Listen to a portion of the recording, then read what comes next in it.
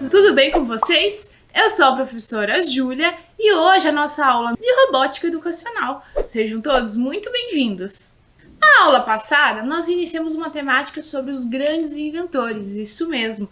Vimos sobre a história do Arquimedes e suas invenções, Galileu Galilei também. E hoje nós vamos dar continuidade, aprender um pouquinho mais, conhecer e relembrar os grandes inventores que fizeram história na humanidade. Vamos ver ali o nosso primeiro grande inventor da aula de hoje. Leonardo da Vinci, isso mesmo. Ele foi um grande pintor, escultor. Vocês vão ver que ele foi uma grande pessoa. E olha só, uma das obras muito conhecidas que está até ali na nossa tela é Mona Lisa. Mas vamos ver o que ele fez com a robótica também. Vamos ver se ele tem algum alinhamento junto com a robótica. Vamos ver um pouquinho ali da história dele. Observem na tela. Então vocês viram que Leonardo da Vinci ele tinha afinidade com várias áreas, não só com a pintura, porque muitos lembram Leonardo da Vinci da obra mais conhecida que era Mona Lisa. Mas então ele fazia diversas coisas. Ainda vocês vão ver na aula de hoje que a robótica estava inserida nas invenções dele, nos planos dele. Vamos acompanhar ali, ó. Estudou muito a cinemática, ciência, que estuda os movimentos para poder representar em seus desenhos e pinturas a dinâmica das cenas. Mona Lisa é uma das suas obras mais conhecidas, do lado da Última Ceia. Então vejam que ele desenvolveu diversas atividades ali no decorrer da sua vida. E olha lá, falando da robótica, olha a imagem que está ali na tela. Vamos ver. Leonardo da Vinci, por volta do ano 1495, criou um desenho de um autômato humanoide. Todo o sistema robótico era operado por uma série de roldanas e cabos. Vejam que ali nós temos um termo que nós já estudamos, que é o conceito tecnológico da robótica, roldanas, isso mesmo. E na construção desse autômato, ele utilizou várias roldanas e cabos para fazer essa construção. Que interessante, né? Seguindo ali. Na década de 1950, seus registros foram descobertos e foi construída a peça fielmente ao desenho feito por Da Vinci. O robô construído possui uma armadura medieval alemã e italiana e é capaz de fazer vários movimentos parecidos com humanos. Então vejo que a partir dos desenhos de Leonardo da Vinci foi possível então fazer essa construção de um primeiro modelo autômato. E ali está o desenho representando, né, a questão dos órgãos, dos tecidos não, mas as partes estruturais do corpo humano. Seguindo, Leonardo da Vinci implementou o princípio da alavanca na sua construção da catapulta de arco. Então vejo que a catapulta ele implementou com a estrutura ali da alavanca. E vejo que a alavanca foi lá na época de Arquimedes que foi concebida essa ideia. Então ele utilizou vários conceitos de outros inventores para fazer suas invenções. Então vejo que é uma construção do conhecimento. Nada é criado às vezes do zero. Geralmente é sempre feito um estudo com base no que já foi feito, as análises, para então fazer essa invenção e melhorar a invenção. Vamos ver ali a questão da catapulta. A história e a tecnologia das catapultas e sua relação com as alavancas. Na história da humanidade, houve guerras por disputas de poder e território. Contudo, as guerras trouxeram consigo avanços tecnológicos que ajudaram a humanidade a progredir em tecnologia. Foi durante as guerras que surgiram as catapultas, um equipamento capaz de lançar projéteis a grandes distâncias. Então vejam que durante as guerras não existiam equipamentos, armas de alta tecnologia, como bombas, armas no geral. E as catapultas, elas eram geradas criadas justamente para estar lançando objetos, por exemplo, pedras, rochas, para estar atacando o inimigo. Então essa é a ideia principal. Vamos ver um vídeo curto como que é o movimento da catapulta, como que ela funciona ali no movimento ao lançar ali a pedra ou a rocha. Vamos ver?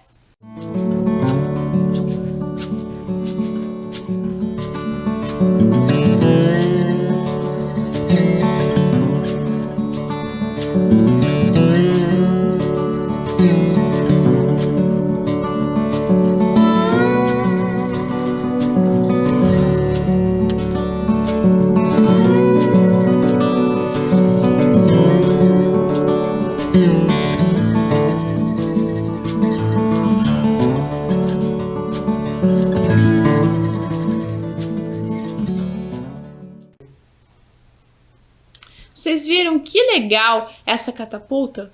Então, agora eu vou mostrar para vocês a catapulta de Leonardo da Vinci, que ela é um pouquinho diferente das catapultas no geral. Porque a catapulta do Leonardo da Vinci tem um arco, isso mesmo. E essa alça aqui, ela que faz o movimento de estar jogando o objeto, ou seja, se eu tivesse aqui, por exemplo, uma pedra, um objeto para atacar de um outro lado, né, está fazendo esse movimento, eu colocaria aqui. Então, vejo que essa catapulta aqui, ela foi feita na impressora 3D, isso mesmo. Então, ela foi a construção dela foi em várias partes. E depois foi conectada para estar fazendo a ligação de uma estrutura só. E foi utilizado aqui barbante para estar representando aqui que eu vou estar fazendo, puxando essa cordinha aqui, esse barbante, para estar levantando essa alça. Então, vamos ver aqui, ó, vejam aqui nos detalhes como é essa catapulta, que ó, os diversos elementos que tem aqui nessa estrutura. E agora eu vou estar executando aqui para vocês verem o movimento da minha catapulta do Leonardo da Vinci. Vou puxar aqui o meu barbante e vejam só. A minha alça foi lá para o outro lado, simbolizando o movimento de que, se eu estivesse com um objeto aqui, estaria jogando para o outro lado. Então, essa é a ideia de catapulta do Leonardo da Vinci. Só que eu trouxe uma outra sugestão para vocês aqui de catapulta, isso mesmo. Vamos ver aqui, olha só, Catapulta Maker. Essa Catapulta Maker aqui, olha só, foi construída com lápis de cor e elástico e uma fita aqui para estar realizando aqui, ó, quando eu puxar, está arremessando aqui o meu objeto. Vejam que ela é bem simples e para mostrar essa construção de como que ela foi feita, eu vou estar mostrando para vocês um vídeo muito interessante que a professora Andressa produziu na construção dessa Catapulta Maker. Vamos ver o vídeo?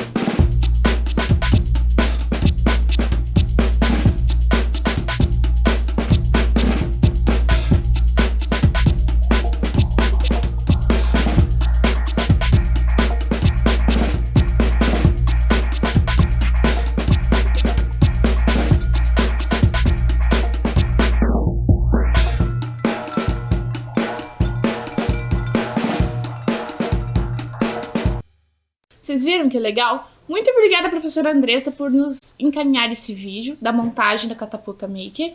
E vejo que é muito simples a montagem. Se vocês quiserem fazer em casa, é só fazer essa conexão com os lápis e o elástico. E aqui eu fiz com uma bolinha com fita crepe, que nem a professora Andressa fez no vídeo. E eu vou colocar aqui, olha só, nessa alça. E vou estar arremessando. Vamos ver se vai dar certo. Olha só, a minha bolinha saiu até fora da mesa. Minha catapulta, então, está funcionando da forma bem adequada aqui, bem legal. Então, vocês viram que eu mostrei para vocês a possibilidade da catapulta na construção com a impressora 3D, com lápis de cor, Catapulta Maker, e agora eu vou trazer uma outra possibilidade, com o kit Ludobot, isso mesmo, mostrando que a robótica ela está inserida em vários lugares, na construção de diversos objetos. É só eu usar a imaginação e tentar fazer essa construção e a programação, que não é difícil, é bem simples, já vamos ver a programação. Para essa catapulta aqui com o kit Ludobot, com as peças de montagem, olha só, usei um eixo, usei várias vigas de diferentes tamanhos para dar sustentação e também para estar realizando o meu movimento da minha catapulta. Perceba que assim, eu tenho o meu M-Center, que é o meu cérebro do meu robô, onde vai passar toda a programação. Percebo que tem vários fios conectados, por quê? Porque eu tenho sensores, isso mesmo. Nas próximas aulas nós vamos estudar um pouquinho, nos aprofundar o que são sensores. Mas hoje nós vamos utilizar aqui, já vou adiantar, o sensor de toque, que ele vai dar o start para a minha programação. Porque quando eu não tenho o sensor de toque, é como se a minha catapulta estivesse funcionando a todo momento. Por exemplo, quando tem um carrinho, que eu já trouxe em diversas aulas para vocês, se eu não tenho sensor de toque, ele vai estar... A partir do momento que eu ligo o meu robô, ele vai começar a andar. E aqui no caso também ele estaria executando esse movimento. Como eu não quero, eu quero que ele execute o movimento só por alguns segundos, por isso que eu coloquei aqui o meu sensor de toque. E também tem os conectores para estar fazendo essa união entre as vigas. Percebam que aqui um cabo ele está conectado com o meu corpo do robô para passar a programação, certo? Para ele transmitir a programação, e os outros estão conectados com sensores de toque. E a única coisa maker que tem aqui, que na verdade foi só a união para fazer, simbolizando ali a parte principal ali da catapulta, foi colocar uma tampinha com fita adesiva só para estar colocando a bolinha, porque senão não teria como fixar ali, né? Na verdade, só segurar essa minha bolinha, porque como que vai arremessar? Preciso de algo que eu poderia estar construindo também uma caixinha de vigas, mas no caso eu fiz a opção por uma tampinha de plástico, de garrafa. Então vamos lá. Eu já estou em posição aqui com o meu ludo. Deixa eu colocar a minha bolinha. O meu sensor de toque, opa, deixa eu colocar aqui certinho. Vamos fazer o teste. Olha só, fez o movimento. E se eu quiser voltar para trás, olha, só com 2 sensores de toque, eu consigo fazer aqui esse movimento. Vou fazer mais uma vez aqui. Vamos lá. Percebam que ele fez o mesmo movimento que a catapulta Maker e a da impressora 3D. Então, vocês perceberam que um controlinho ali, que seria o sensor de toque, ele vai para frente e o outro dá a pausa. Isso mesmo. Mas agora nós vamos ver como que funciona essa programação, se ela é extensa, se ela não é, quais blocos que foram utilizados. Observem ali na tela comigo. Nós temos diversos blocos. Para iniciar, vocês já sabem que eu preciso sempre do comando do bloco de evento, que é a bandeirinha verde. Quando for clicado, eu preciso adicionar esse bloco ali para iniciar, porque senão a minha programação ela não vai ser iniciada, certo? Se eu só colocar os outros blocos, não vai existir sentido nenhum, não vai passar para o meu robô. O próximo bloco, ele é de um comando que ele vai estar executando uma condicional, ou seja, vocês estão vendo que está escrito sempre? Sempre quer dizer o quê? Que sempre vai estar executando os comandos do meio. Se eu tivesse algum outro comando que eu não quisesse que estivesse executando por um tempo, eu colocaria para fora, porque daí ele ia executar por alguns segundos e iria parar. Mas como eu quero sempre, eles estão aqui dentro. Então eu tenho o bloco de se botão porta 2 for pressionado, isso quer dizer o quê? Que é o sensor de toque. Se eu pressionar o botão ali, o que vai acontecer?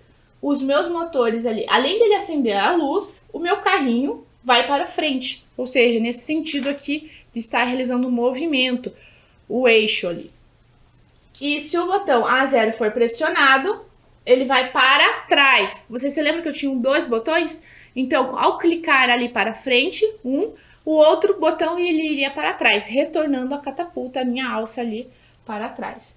Então, eu vejo que é uma programação bem simples, ela não é difícil de ser programada, não é uma programação extensa, feita no programa ali do kit Ludobot. Bem interessante, né?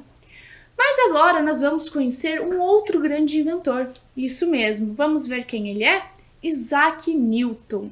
Eu acho que vocês já ouviram falar de Isaac Newton. Será lá da teoria da maçã? Será que a maçã caiu ou não caiu na cabeça de Newton? Vamos ver no decorrer da aula de hoje. Vamos acompanhar aqui e conhecer um pouquinho da história de Isaac Newton? Vamos relembrar quem já conhece também? Olhem ali na tela. Isaac Newton nasceu em 4 de janeiro de 1643, no condado de Lincolnshire, na Inglaterra. Mas pelo calendário usado na Inglaterra na época, Newton nasceu no dia 25 de dezembro. Naquela época, a Inglaterra fazia uso do calendário juliano. Veja que interessante essa curiosidade, né? Então, essa questão dos calendários faz com que algumas pessoas tenham 2 datas de nascimento, né?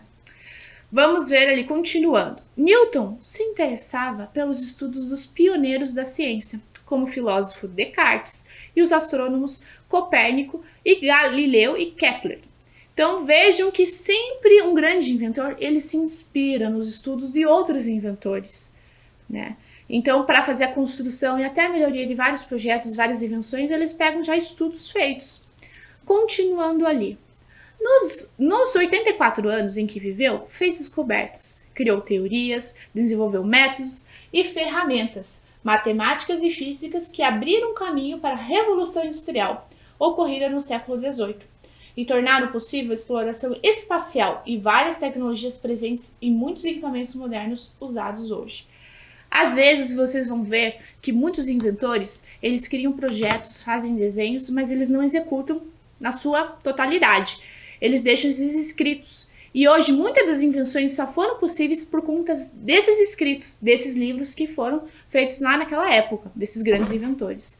Então vamos ver lá dando continuidade. Newton acabou se interessando pela ótica e ele fez um experimento que ficou muito famoso utilizando um prisma, em que ele fez a decomposição da luz branca e ele concluiu que a luz branca é a mistura de todas as cores. A cor é a propriedade da luz e não dos objetos. Vejam ali que tem a imagem da representação do desenho do Isaac Newton. Por um fecho da cortina, ali disparado, em torno ali do prisma, ele conseguiu fazer a simulação do arco-íris e ver a representação da decomposição das cores. Bem interessante. Continuando ali. Newton dispunha apenas de alguns prismas, lentes e da luz do sol. Fazendo um pequeno furo em uma cortina, obteve um feixe estreito de luz, que fez incidir sobre o prisma. A luz, depois de passar pelo prisma, projetava sobre a parede, oposta a uma mancha alongada, com as cores distribuídas do vermelho ao violeta. Então, vejam que ele fez vários testes ali, até ele conseguir que aquele fecho, entrasse em contato ali com o prisma, para ver se ia dar certo. Lógico que ele não conseguiu de primeira, foram várias tentativas, vários estudos até ele fazer essa análise da decomposição das cores. E agora nós vamos ver um vídeo explicando como que é a projeção do arco-íris, a formação, com base nos estudos do Isaac Newton. Vamos ver esse vídeo?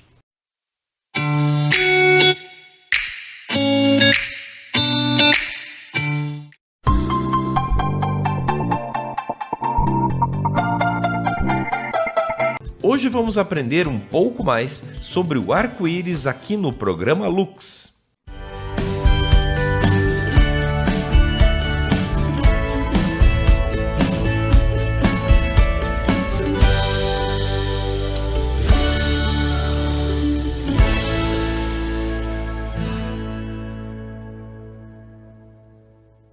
O arco-íris tem vários significados culturais. Para os gregos antigos, se tratava do rastro que a deusa Íris traçava nos céus, ao entregar mensagens dos deuses. Daí o nome moderno do fenômeno. Para as religiões de origem judaica, cristã e o islamismo, é um sinal divino que indica a aliança entre Deus e os seres terrestres, indicando que não haverá mais um dilúvio como no passado. René Descartes foi o primeiro a dar uma explicação científica sobre o fenômeno. O pensador disse se tratar da luz desviada pelas gotas de chuva. Isso porque começou a fazer experimentos com prismas que realizavam a decomposição das cores. Outro pesquisador que também observou o fenômeno quase na mesma época foi Isaac Newton. O matemático levou adiante a pesquisa de Descartes e conseguiu realizar a decomposição da luz através de um prisma. Segundo ele, a luz era composta por todas as cores do arco-íris. Ao ser atravessada pelo prisma, os raios se decompunham em cores que variavam do vermelho ao violeta, como no fenômeno natural. Com isso, temos a explicação do arco-íris. Ele nada mais é que um prisma gigante, formado por milhares de gotas d'água que caem do céu e são atingidas pela luz, que sofre decomposição. Ao observarmos a distância, veremos que a primeira cor é a vermelha, que menos sofre desvio. Abaixo ficam as cores amarelo, verde, azul e, por fim, a violeta, que é a cor que mais sofre desvio. A conclusão é que cada pessoa irá enxergar um arco-íris diferente, dependendo da sua posição e altura, mas a sequência de cores sempre será a mesma. Muito legal, né? Agora, que tal criar esse mesmo efeito agora mesmo? Garanto que você já deve ter brincado de fazer bolhas de sabão, né? Vamos ver. Você vai precisar de água, detergente, shampoo, sabonete líquido ou similar. Lembrando que o uso desses ingredientes deve ser feito com a supervisão de um adulto. Você vai precisar de um tubete de fazer bolhas de sabão também. Fazer as bolhas de sabão é fácil. Basta misturar 4 medidas de água para 1 de detergente, molhar o tubete e assoprar. Além de muito divertido, você vai reparar que a luz, ao atingir a bolha de sabão, se decompõe de forma semelhante ao arco-íris, produzindo cores diferentes, mas de uma maneira aleatória. Uma curiosidade: a parte de cima da bolha reflete mais a luz por conta da gravidade, que faz com que ali ela seja mais fina e, portanto, o fenômeno se torne mais visível. Do alto do céu para o alcance de nossas mãos, nosso programa de hoje está terminando. Deu para aprender um pouco mais sobre a luz? Vale lembrar que o Lux é uma parceria entre a UFPR-TV e o Departamento de Engenharia Elétrica da UFPR.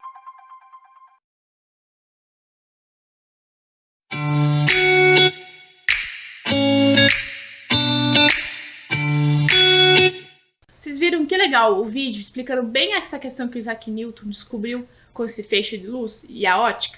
Então agora nós vamos ver na sequência uma outra descoberta. A maçã. Será que a maçã caiu ou não caiu na cabeça de Newton? Então, muitos comentam que na verdade Newton não estava embaixo de uma árvore, lendo um livro e de repente caiu uma maçã. E sim dentro de uma casa. Mas ao perceber ali perto da sua casa que tinha uma árvore, né, um pomar, e essa maçã caiu, ele fez análise da questão da gravidade. Lógico, né, fez vários estudos e depois fez esses escritos. Mas vocês vão ver que muitas das lendas, existem muitas lendas, histórias com base nas invenções. E não quer dizer, mas existe a ciência, mas não quer dizer que é daquela forma que a história é contada que foi feita exatamente. Então as pessoas dão, às vezes, um toquezinho, um enfeite ali para as pessoas até se interessarem pela história. Mas vamos ver ali, olha. Outra descoberta foi sobre a gravidade. Newton viu uma maçã caindo de uma árvore. Veio à sua mente um pensamento de que devia haver alguma razão para a maçã cair no chão e não ir para cima. Assim, ele chegou à conclusão de que existe uma força exercida pela Terra que puxa, atrai todos os objetos para baixo em sua direção. Então veja que interessante. E agora, eu acho que vocês se lembram de um estudante muito querido que participou das nossas aulas, o Davi Kaminski, isso mesmo. E hoje ele retorna mostrando algumas comparações, algumas ideias de Isaac Newton, mais um grande inventor. E ele vai fazer análise junto com seu pai no seu canal do YouTube sobre as grandes invenções de Isaac Newton e as leis de Newton. Vamos ver esse vídeo? Fala, galerinha! Oi, galera! Beleza? Hoje, aqui na Terra do Contrário, a gente vai falar sobre... Gravidade. Vocês já pararam para se perguntar o porquê que as coisas caem? Por exemplo, essa maçã aqui. Por que ela tem que ir para baixo e não para cima? Pois então, o nome disto é gravidade. E aí vão algumas curiosidades sobre a gravidade. Vocês sabiam que uma pessoa de 68 quilos em Júpiter iria pesar 160? Imagine você pesar tudo isso, Davi. Nossa! É doido, arrebenta com o joelho da gente, né? É.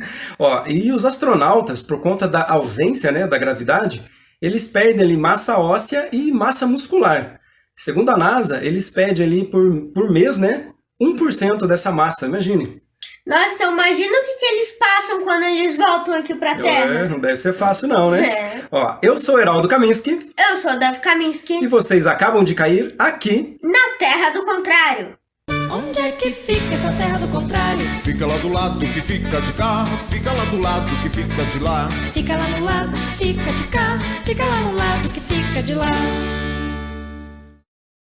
Fala, galerinha, beleza? Oi, galera. Vocês já pararam para se perguntar o porquê que quando a gente joga um objeto para cima, ele sempre volta pro chão? Pois então, a culpa disso tudo é da força gravitacional da Terra. E claro, culpa da maçã. Uma maçã? Como assim? Essa maçã tem a ver com a gravidade? Então, vocês sabiam que há mais de 300 anos, uma maçã caiu na cabeça de um homem. E, claro, ao contrário de muitas pessoas que teria ficado extremamente irritado, né? Eu, né, teria ficado muito irritado. Imagina, estamos lá no momento de lazer, curtindo uma sombrinha ali, né? Caiu uma maçã na tua cabeça? O nome desse cara é Isaac Newton. Em vez de ele ficar bravo que nem as outras pessoas, ele não ficou bravo. Ele teve a brilhante ideia sobre a gravidade. Olha só, hein? Então, o que aconteceu com Isaac Newton? A maçã, quando caiu na cabeça dele, abriu as ideias dele. Sério isso? Você não entendeu? Abriu as ideias. Nossa senhora, que ruim. Tá bom, vamos para a próxima, eu sou péssimo em piada. Newton então percebeu que esta mesma força gravitacional faz com que a Lua gire em torno da Terra e os outros planetas girem em torno do Sol.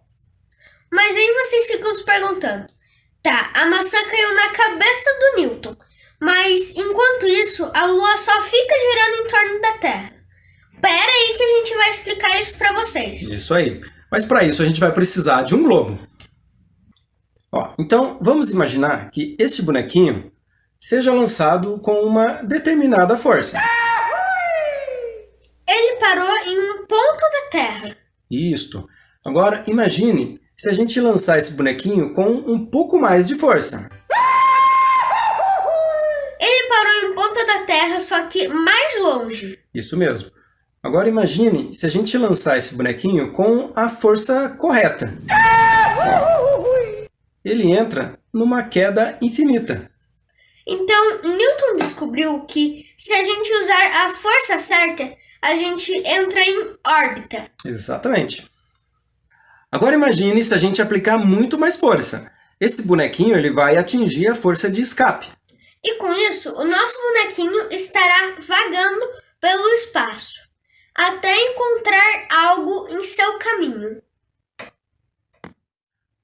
A lei da gravidade de Isaac Newton era tão perfeita que a sua fórmula matemática era capaz de prever a localização dos planetas em datas futuras. Mas Newton se deparou com uma grande pergunta. Por que as coisas se atraem? Que tipo de força é essa que faz os planetas girarem em torno do Sol? Pois então, essa pergunta nem mesmo Isaac Newton soube responder. E foi só lá em 1915 que um cientista alemão fez então a grande descoberta sobre a gravidade. O nome desse cientista é Albert Einstein, e ele propôs essa teoria da relatividade geral. Isso mesmo. E alguns cientistas, depois fizeram algum experimento que comprova essa teoria do Albert Einstein. E a gente vai passar aí para vocês entenderem melhor como é que é essa teoria. O que acontece quando colocamos uma bola bem pesada no centro do lençol? Ele afunda, não é mesmo? Agora, o que acontece quando colocamos uma bolinha nesse mesmo lençol?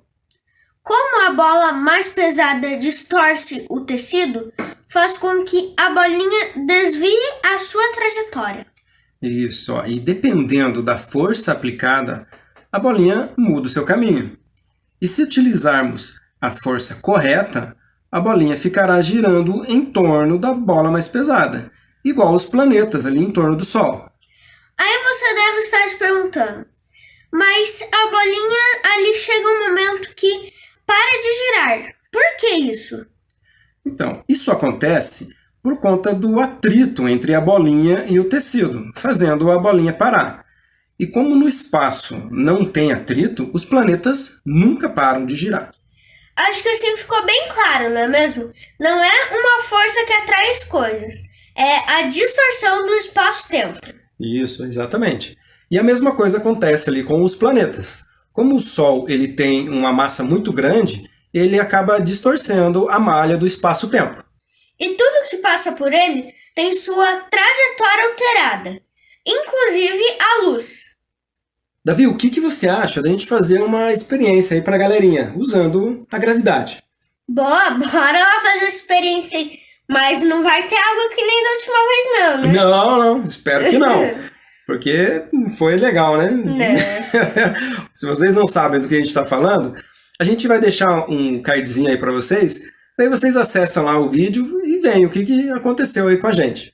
Mas antes termina de ver esse daqui, depois vocês vão ver lá. E também, sem esquecer, se inscreva aí no canal, né? Para você não perder mais experiências como essa. Exatamente. Então, bora lá para a experiência? Bora lá! Para essa experiência, vocês vão precisar dos seguintes materiais. Um barbante. Isso. Uma chave de fenda ou um pedaço de madeira ali, mais arredondado. Uma garrafa PET, pode ser de qualquer tamanho, mas cheia d'água. Isso. E também vão precisar de uma arruela ou uma porca um pouquinho mais pesada. Bom, daí vocês vão fazer o seguinte, vocês vão amarrar o barbante na arruela e na garrafa, né, com o barbante ali com o comprimento do seu braço ali, tá? Então, vamos lá para a experiência. Então, bora lá pra experiência? Ó, vocês vão pegar um pedaço de madeira, ou a chave de fenda, e vão deixar o pedaço de madeira ali bem próximo à tampa da garrafa. Daí, ó, vocês precisam soltar para fazer o experimento. Vamos ver se vai dar certo. Vocês sabem por que a garrafa não caiu? Isso acontece por conta da gravidade. A arruela pega a velocidade quando a garrafa desce, daí ela trava ali no pedaço de madeira. Daí isso faz com que a garrafa não caia no chão. Isso serve para vocês fazerem desafios ou esse experimento aí na casa de vocês. E aí, galerinha, o que vocês acharam do vídeo de hoje? Legal saber mais aí sobre a gravidade, não é mesmo? É muito legal, né, pai? E aí, vocês ficaram atraídos pelo nosso vídeo? Então deixe seu like. É isso aí. E a gente vai se ver aonde? Aqui na Terra do Contrário. Tchau, tchau, galera. Até mais. Tchau, galera.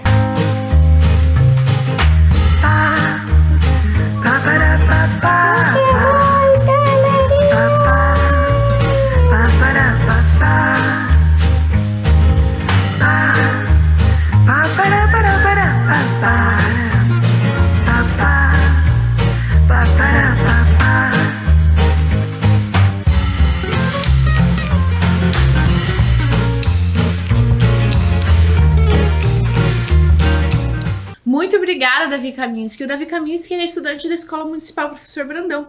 Agora nós vamos ver as leis de Newton. Vejam lá. Lei da inércia, princípio fundamental da dinâmica e lei da ação e reação. E para isso, para representar uma das leis de Newton, eu trouxe essa montagem maker aqui para vocês. Vamos ver no detalhe? Então, veja que aqui eu trouxe para vocês um carrinho com bexiga. Esse material aqui, ó, ele foi feito, esse papelão, com recorte da cortadora a laser. Um equipamento que ele realiza esses cortes perfeitos, mas eu poderia estar realizando aqui com a tesoura, fazendo as demarcações. Também utilizei uma bexiga, um canudo, papel e adesivos para fazer ficar um pouquinho mais colorido esse meu papelão, mas poderia estar utilizando também canetinha. Veja aqui os materiais que eu tenho: papelão, balão, fita adesiva, palito de churrasco, canudo e cola. Isso mesmo, acabei esquecendo de falar para vocês, mas aqui embaixo desse canudo tem um palito de churrasco para estar executando o movimento de um eixo com a roda. E também trouxe essa bomba para encher aqui o meu balão, bomba de encher bexiga. Vamos fazer o teste representando ali a lei de Newton, ação e reação, vamos ver. Vou encher meu balão, vou segurar aqui o ar, vamos ver se o meu carrinho ele vai andar. Então olha só, ele andou bem pouquinho porque eu vou fazer o teste novamente. Porque eu enchi, acho que talvez um pouco menos do que ele precisa de. Vamos ver. Ele precisa um pouco mais de ar para fazer o movimento. Deixa eu ver se a roda não está um pouquinho colada também, né? Com o meu carrinho. Vamos ver se agora ele vai andar. Pronto, isso, deu certo. Então vejam que para fazer uma atividade maker, às vezes precisa de um ajuste, nem sempre na primeira vez vai dar certo. Mas agora eu vou ficando por aqui. Convido a vocês, se vocês tiverem alguma atividade de registro, que nos enviem por e-mail. Nosso e-mail é robotica@curitiba.pr.gov.br e nos encaminhem por e-mail esses registros. Ficaremos muito felizes em receber. Até a próxima aula. Tchau!